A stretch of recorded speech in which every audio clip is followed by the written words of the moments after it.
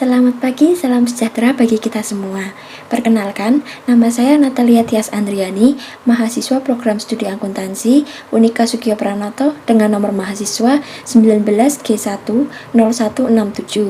Akan mempresentasikan hasil seminar saya yang berjudul Pengaruh Struktur Kepemilikan Keluarga, Perwakilan Anggota Keluarga pada Dewan Direksi, dan Pengeluaran Tanggung Jawab Sosial dan Lingkungan terhadap kinerja perusahaan pada perusahaan yang terdaftar di Bursa Efek Indonesia periode tahun 2017 hingga 2019.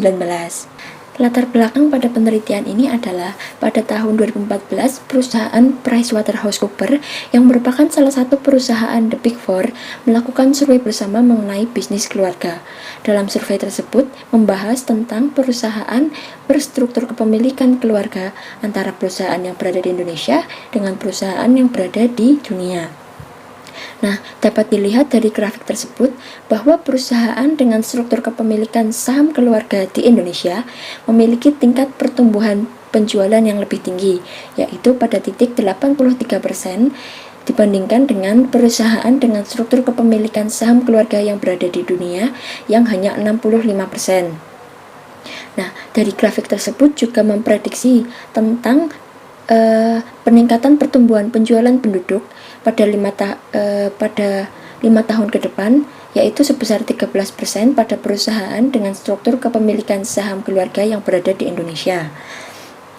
Nah, perusahaan dengan struktur kepemilikan saham keluarga ini memiliki beberapa kelebihan loh, di antaranya memiliki ikatan kekeluargaan yang erat, memiliki tanggung jawab yang besar dalam menyediakan lapangan pekerjaan, lalu mempertahankan stafnya di masa sulit mereka, serta tanggung jawab terhadap kegiatan masyarakat dan memiliki budaya organisasi yang kuat. Nah, kelebihan-kelebihan itulah yang jika diterapkan secara optimal, maka akan mempengaruhi kinerja dan keberlanjutan perusahaan tersebut. Adanya rasa tanggung jawab yang kuat dari perusahaan untuk mendukung kegiatan masyarakat serta mempertahankan staf di masa sulit mereka merupakan bentuk tanggung jawab sosial dan lingkungan dari perusahaan itu sendiri. Nah, bentuk tanggung jawab dan sosial lingkungan dari perusahaan akan memberikan efek positif bagi perusahaan, yaitu karyawan yang semakin loyal dan setia terhadap perusahaan, hingga pihak-pihak dari masyarakat yang semakin peduli dan simpati terhadap perusahaan. Nah, kedua hal tersebut akan membuat produktivitas perusahaan meningkat sehingga mempengaruhi kinerja perusahaan itu sendiri. Pada tahun 2019, PricewaterhouseCoopers Global NextGen melakukan survei pada perusahaan yang memiliki perwakilan anggota keluarga pada jajaran Dewan Direksi, di mana pada tahun 2019 sebanyak 26% perusahaan telah memiliki perwakilan anggota keluarga yang menjabat sebagai direktur, dan dalam 5 tahun ke depan ada 41% perusahaan yang menginginkan adanya perwakilan anggota keluarga yang menjabat pada jajaran direktur eksekutif. Penelitian ini merujuk pada penelitian yang pernah dilakukan oleh beberapa peneliti sebelumnya, seperti Komalasari Danur pada tahun 2014, Tanjil dan Juniarti pada tahun 2017, dan Lia Purnamasari pada tahun 2018. Nah, perbedaan penelitian ini dengan penelitian sebelumnya adalah adanya penambahan variabel pengeluaran tanggung jawab sosial dan lingkungan perusahaan. Lalu yang kedua yaitu adanya perbedaan pada objek penelitian yang berbeda, yaitu pada penelitian sebelumnya hanya dilakukan pada beberapa sektor perusahaan yang ada di Bursa Efek Indonesia. Namun dalam penelitian ini objek penelitiannya adalah seluruh perusahaan yang terdaftar di Bursa Efek Indonesia pada tahun 2017 hingga 2019. Kemudian kita akan masuk kepada bab 2, yaitu landasan teori dan pengembangan hipotesis. Teori yang digunakan di dalam penelitian ini adalah teori keagenan dan teori signaling. Menurut Jensen dan Macklin tahun 1976 menyatakan bahwa teori keagenan merupakan teori yang menjelaskan mengenai perbedaan kepentingan yang terjadi antara prinsipal atau pemegang saham dengan agen atau manajer, di mana manajer akan diberi wewenang oleh pihak prinsipal atau pemegang saham dalam hal pengambilan keputusan yang berkaitan dengan operasional dan strategi perusahaan. Manajer sendiri memiliki tanggung jawab moral kepada para pemegang saham dalam membuat kebijakan yang berpengaruh terhadap perusahaan. Menurut Brigham dan Dev tahun 2011 menyatakan bahwa konflik keagenan sering terjadi apabila manajer memiliki saham minoritas atau kurang dari 100% saham perusahaan. Karena hanya sebagian kecil saja laba yang diterima oleh manajer, menjadikan manajer tidak berfokus pada kemakmuran prinsipal atau pemegang saham. Kemudian kita akan masuk kepada teori yang kedua, yaitu teori signaling. Secara hakikat, teori signaling menggambarkan mengenai bagaimana perusahaan melakukan pengungkapan informasi secara luas yang akan berpengaruh terhadap kemudahan yang dirasakan oleh pihak penerima informasi dalam menentukan keputusan untuk berinvestasi. Dalam hal ini, perusahaan yang mempublikasikan laporan keuangannya kepada masyarakat akan memberikan informasi yang diharapkan informasi tersebut dapat direspon kembali oleh penerima informasi secara positif atau negatif kepada perusahaan. Apa sih maksudnya sinyal positif dan negatif? Sinyal positif artinya perusahaan mengalami peningkatan jumlah laba yang diperoleh, dan hal itu menguntungkan bagi perusahaan karena dapat mengurangi risiko bisnis yang akan terjadi di kemudian hari. Sedangkan sinyal negatif adalah sinyal yang menunjukkan adanya jumlah penurunan laba yang diperoleh oleh perusahaan. Struktur kepemilikan saham keluarga. Menurut Baron Tini dan Caprio dalam Janet 2015 menyatakan bahwa struktur kepemilikan keluarga dapat dilihat berdasarkan keluarga yang memiliki saham perusahaan, dan keluarga tersebut juga memiliki kontrol atas perusahaan tersebut. Nah, hal ini juga dilengkapi oleh Donnelly dan Lynch pada tahun 2002 yang mengkategorikan suatu perusahaan yang memiliki struktur kepemilikan keluarga adalah apabila perusahaan tersebut dimiliki, dikendalikan, dan dijalankan 2 orang atau lebih anggota keluarga yang mempengaruhi kebijakan perusahaan. Pengelompokan struktur kepemilikan keluarga juga diatur dalam Keputusan Direksi nomor 306 Bursa Efek Jakarta bulan 7 tahun 2004 tentang kewajiban penyampaian informasi, di mana di dalamnya terdapat butir yang menyatakan perusahaan tercatat wajib menyampaikan laporan nama dan alamat pemegang saham yang dimiliki 5% atau lebih saham perusahaan serta jumlah saham yang dimilikinya. Akan masuk kepada pengembangan hipotesis. Pengembangan hipotesis yang pertama yaitu pengaruh struktur kepemilikan keluarga terhadap kinerja perusahaan. Menurut Fama dan Jensen tahun 1983 menyatakan bahwa perusahaan dengan struktur kepemilikan keluarga dipercaya dapat mengurangi konflik keagenan antara pemilik saham dengan pihak manajemen. Hal tersebut dikarenakan adanya kesatuan tujuan antara pihak manajer dan pihak pemilik saham dalam melakukan pengendalian, sehingga berdampak pada efektivitas manajemen perusahaan. Pengendalian yang efektif menyebabkan terjadinya keharmonisan tujuan dari pemilik perusahaan dengan pihak manajer, sehingga dapat menekan biaya keagenan yang harusnya dikeluarkan, dan pengambilan keputusan pun diperoleh menjadi lebih optimal, sehingga berpengaruh positif bagi kinerja perusahaan. Berdasarkan penjelasan tadi, hipotesis yang akan diambil yaitu H1, pengaruh kepemilikan struktur kepemilikan keluarga berpengaruh positif terhadap kinerja perusahaan. Lalu pengembangan hipotesis yang kedua yaitu pengaruh perwakilan anggota keluarga pada dewan direksi terhadap kinerja perusahaan.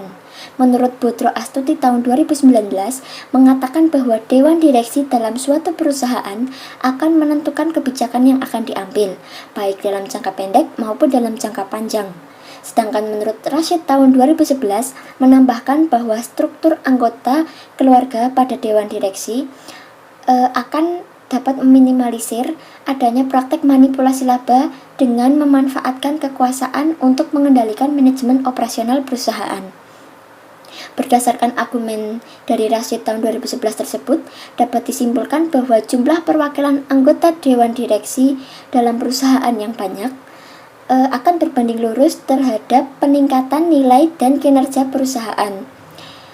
Menurut Pierce dan Zahra tahun 1991 menyatakan bahwa perwakilan anggota keluarga pada Dewan Direksi akan cenderung lebih efektif dalam memberikan masukan dan nasihat yang positif dalam pemecahan permasalahan dan memberikan solusi bagi strategi perusahaan itu sendiri.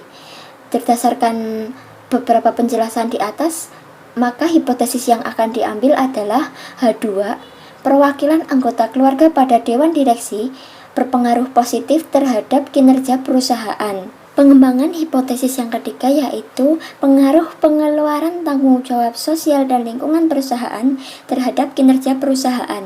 Menurut Januarti dan Aprianti tahun 2005, melakukan penelitian mengenai aktivitas tanggung jawab sosial dan lingkungan perusahaan pada perusahaan manufaktur yang terdapat di Bursa Efek Jakarta atau BEJ pada tahun 2002 dan menarik kesimpulan bahwa pengeluaran atau biaya sosial dan lingkungan perusahaan, contohnya biaya kesejahteraan karyawan dan biaya komunitas, memiliki pengaruh secara parsial terhadap kinerja perusahaan.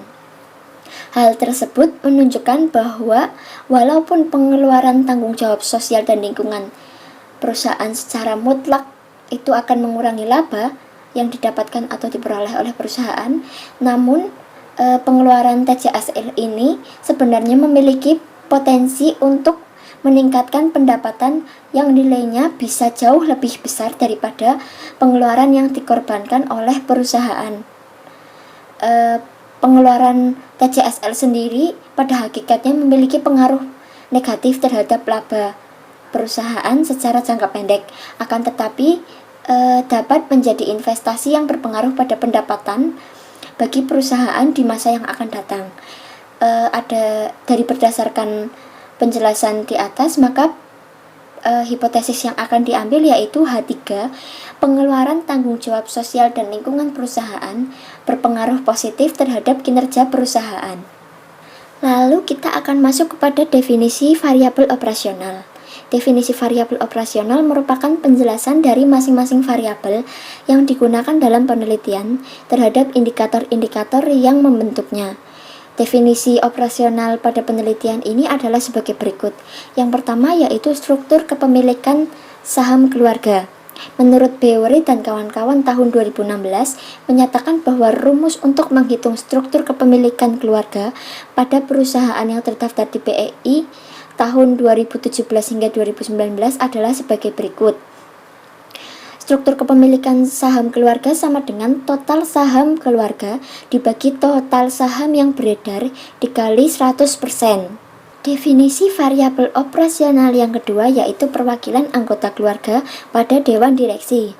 Menurut Komalasari dan Nur tahun 2014 menyatakan bahwa perwakilan anggota keluarga pada Dewan Direksi digunakan untuk mengidentifikasikan presentase anggota keluarga yang menjabat pada posisi Dewan Direksi perusahaan. Anggota keluarga yang menjabat sebagai Dewan Direksi dapat diketahui dengan melihat pada bagian keterangan dari profil Dewan Direksi. Nah, variabel ini didapatkan dengan cara melakukan perbandingan antara jumlah anggota keluarga pada Dewan Direksi dengan total Dewan Direksi yang ada di dalam perusahaan tersebut dikalikan dengan 100%. Definisi operasional yang ketiga yaitu pengeluaran tanggung jawab sosial dan lingkungan perusahaan. Menurut Dwi dan Handayani tahun 2018 menyatakan bahwa pengeluaran tanggung jawab sosial dan lingkungan diwakilkan oleh biaya yang dianggap paling mempengaruhi kinerja perusahaan, yang antara lain yaitu biaya kesejahteraan karyawan dan biaya komunitas. Menurut Pratiwi dan Nugroho tahun 2013 menyatakan bahwa biaya kesejahteraan karyawan difokuskan pada akun gaji dengan kesejahteraan karyawan yang dikategorikan pada biaya administrasi dan umum. Sedangkan menurut Yudarma dan kawan-kawan pada tahun 2016 mengkategorikan bahwa biaya komunitas merupakan biaya yang diwakilkan dengan sumbangan atau donasi yang dikategorikan dalam biaya administrasi dan umum. Lalu definisi variabel operasional yang keempat yaitu kinerja perusahaan. Menurut Komalasari dan Nur tahun 2014 menyatakan bahwa pengukuran pada kinerja perusahaan menggunakan metode return on asset atau ROA. Pengukuran dengan kinerja perusahaan ROA digunakan dengan cara membandingkan laba bersih dibagi dengan total aset. Lalu definisi variabel operasional yang kelima yaitu leverage. Menurut Komalasari dan Nur tahun 2014 menyatakan bahwa leverage merupakan rasio yang menunjukkan seberapa besar hutang yang digunakan dalam struktur ekuitas perusahaan yang diperoleh dengan cara melakukan perbandingan antara total liabilitas dengan total aset perusahaan. Dalam penelitian ini, pengukuran leverage diperoleh berdasarkan rasio liabilitas terhadap aset atau debt to asset ratio atau DAR, yang merupakan perbandingan total liabilitas yang dimiliki perusahaan dengan total aset yang dimiliki oleh perusahaan. Hal tersebut menggambarkan solvabilitas perusahaan yang semakin kecil sehingga semakin besar risiko perusahaan dalam menyelesaikan kewajiban jangka panjangnya. Rumus untuk menghitung kinerja perusahaan dengan leverage sebagai variabel kontrol yang diukur dengan menggunakan debt to asset ratio atau DAR pada perusahaan yang terdaftar di BEI tahun 2017 hingga 2019 adalah DAR sama dengan total liabilitas dibagi total aset. Lalu definisi variabel operasional yang keenam yaitu ukuran perusahaan. Ukuran perusahaan merupakan variabel kontrol yang digunakan adalah untuk menunjukkan besar kecilnya suatu perusahaan. Dasar pengukuran yang digunakan adalah untuk melihat seberapa besar ukuran perusahaan dapat dilihat berdasarkan logaritma natural atau ln dari total aset perusahaan. Lalu definisi operasional yang ketujuh yaitu umur perusahaan. Menurut Retisbat dan Sujai Bacara tahun 2017 mengemukakan bahwa umur perusahaan merupakan variabel kontrol yang digunakan untuk menggambarkan kinerja perusahaan dilihat dari lamanya perusahaan tersebut didirikan. Pengukuran umur perusahaan diukur dengan cara melakukan pengurangan antara periode akhir penelitian dengan tahun berdirinya perusahaan tersebut, yang berarti dapat dirumuskan sebagai berikut. Umur perusahaan sama dengan logaritma natural dari tahun 2019 dikurangi tahun berdirinya perusahaan. Kemudian kita akan masuk kepada bab 3 atau metodologi penelitian. Jenis penelitian ini adalah penelitian kuantitatif yang terdiri dari 3 variabel independen dan 1 variabel dependen serta ada 3 variabel kontrol, di mana variabel independen terdiri atas struktur kepemilikan saham keluarga, perwakilan anggota keluarga pada dewan direksi, dan pengeluaran tanggung jawab sosial perusahaan, sosial dan lingkungan perusahaan. Lalu ada variabel dependennya yaitu kinerja perusahaan yang diukur dengan menggunakan metode ROA atau return on asset. Kemudian ada variabel kontrolnya yaitu umur perusahaan, ukuran perusahaan, serta leverage. Nah, sumber data yang didapatkan dari penelitian ini adalah sumber data sekunder atau data yang telah diolah dalam penelitian ini, yaitu adalah laporan keuangan perusahaan yang telah dipublikasikan oleh Bursa Efek Indonesia periode tahun 2017 hingga 2019 yang dapat diakses di situs resminya yaitu idx.co.com. Sumber data lainnya yaitu adanya jurnal, buku, publikasi pemerintah, dan beberapa informasi yang mendukung dan berkaitan dengan topik penelitian ini. Metode pengumpulan datanya yaitu dengan cara dokumentasi dan studi pustaka. Populasi pada penelitian ini adalah seluruh perusahaan yang terdaftar di Bursa Efek Indonesia pada tahun 2017 hingga 2019, yaitu sejumlah 540 perusahaan dengan total sampel yaitu 42 perusahaan. dengan kriteria sebagai berikut. Yang pertama, laporan keuangan tahunan perusahaan tersedia secara lengkap dan detail selama periode tahun 2017 hingga 2019. Yang kedua yaitu perusahaan yang terdaftar di Bursa Efek Indonesia memiliki struktur kepemilikan keluarga minimal 20% atau lebih dari saham perusahaan tersebut selama periode tahun 2017 hingga 2019. Lalu yang ketiga yaitu perusahaan yang terdaftar di Bursa Efek Indonesia memiliki perwakilan anggota keluarga yang menjabat sebagai Dewan Direksi selama periode tahun 2017 hingga 2019. Lalu yang keempat yaitu perusahaan yang terdaftar di Bursa Efek Indonesia memiliki pengeluaran tanggung jawab sosial dan lingkungan perusahaan selama periode tahun 2017 hingga 2019. Lalu yang kelima yaitu bukan termasuk perusahaan BUMN maupun BUMD. Lalu metode analisis data yang digunakan yaitu ada analisis statistik deskriptif. Lalu yang kedua uji asumsi klasik. Dalam uji asumsi klasik ini terdapat uji normalitas, uji heterokedastisitas, uji multikolinearitas, dan uji autokorelasi. Lalu yang ketiga yaitu ada teknik analisis data.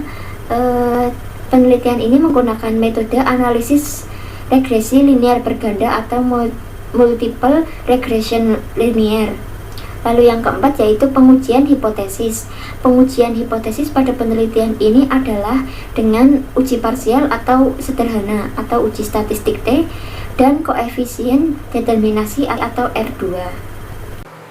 Sekian presentasi yang dapat saya sampaikan. Apabila ada kesalahan, saya mohon maaf. Terima kasih atas perhatiannya dan sampai jumpa.